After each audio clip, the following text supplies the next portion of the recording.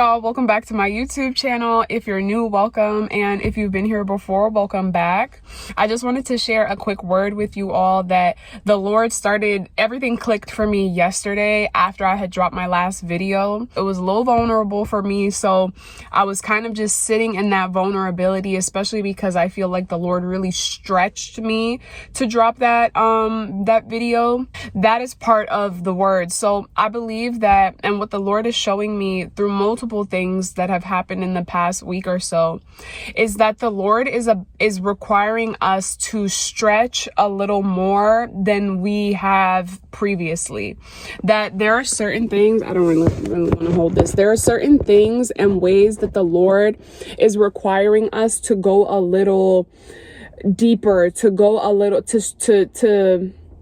Lord. It's a stretching.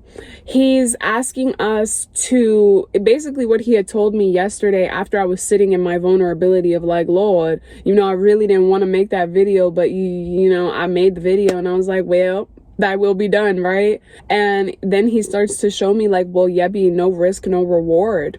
That on this journey, there are going to be multiple times where we need to take a risk, where we need to step out on faith, where we don't really have a lot of confirmation for what it is the Lord may be asking us to do. But we need to be learning how to take God at his word and not relying so heavily on his presence to do what he asked us to do, and on confirmation for what it is that he's asking us to do. When you're early on in just learning the ways of God and growing with God, it's okay to want, some a little bit more affirmation, confirmation.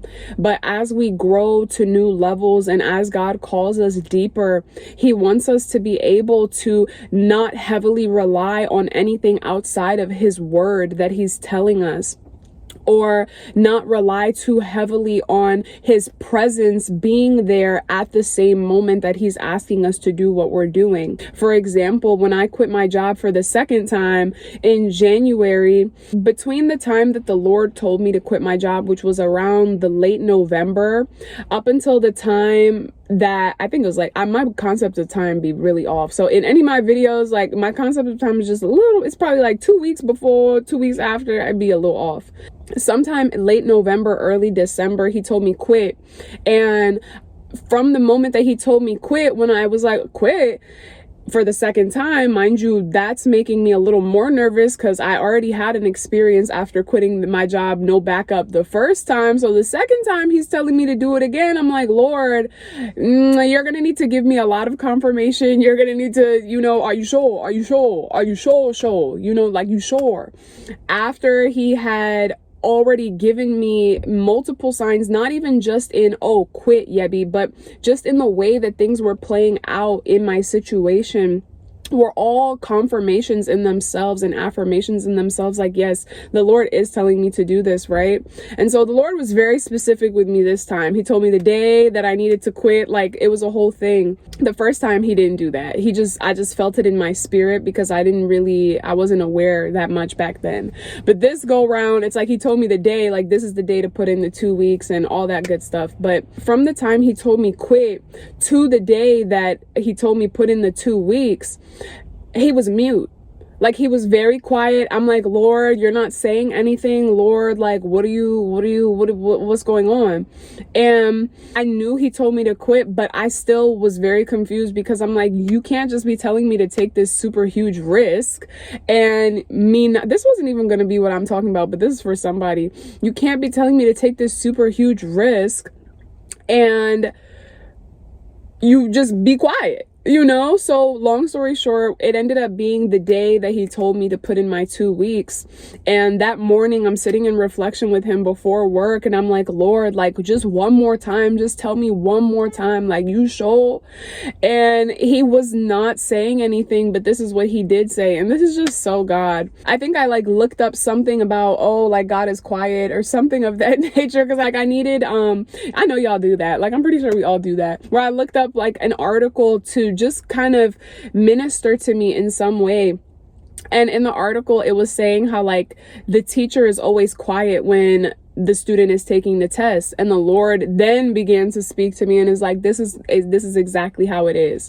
When God asks us to do these things, to take a risk, to post a vulnerable video, to speak up to a friend, to pray a little longer, to, sacrifice a little bit of time in the morning to spend it with him, all of these things where the Lord kind of stretches us past our limits or asks us to go to a higher level of that same thing he's asking us to do. For example, you might have used to struggle with speaking up, and so then the Lord was like, okay, like I need you to speak up, and you learn to speak up by telling a friend first. And maybe you were really nervous, and now you kind of, so to say, have mastered or know you've gotten your feet wet on how to speak up, right? But then now is like the season, how I'm seeing it is that once we've gotten comfortable in a certain thing, or we've learned a certain thing, the Lord is asking us to stretch a little more. So now you've done the speaking up to a friend, but now the Lord is like, now go speak up to your employer. It's like he's asking us to go a little higher. He's asking us to, in some situations, do the same thing, but in a different way. And in some situations, do the same thing, but do it here with this person, do it like this there. I feel like he's switching things up a lot. And in those moments, God's presence is not always felt. We don't always get a yes or a no when we want it.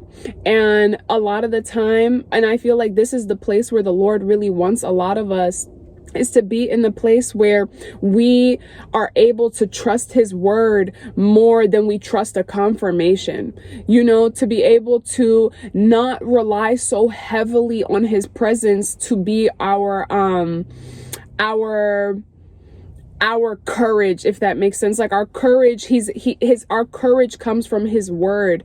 Our courage and our obedience comes from his word, not from his confirmation. You know what I mean? And yes, he still will do all of these things. The Lord is never just like, figure it out. I mean, sometimes, not really. He's never just like, figure it out. The Lord is always guiding us. It will feel like, okay, go figure it out, because now we have to piece things together and things of that nature. But that tangent. But in this season, I feel like the Lord is really going to stretch us out of our comfort zone.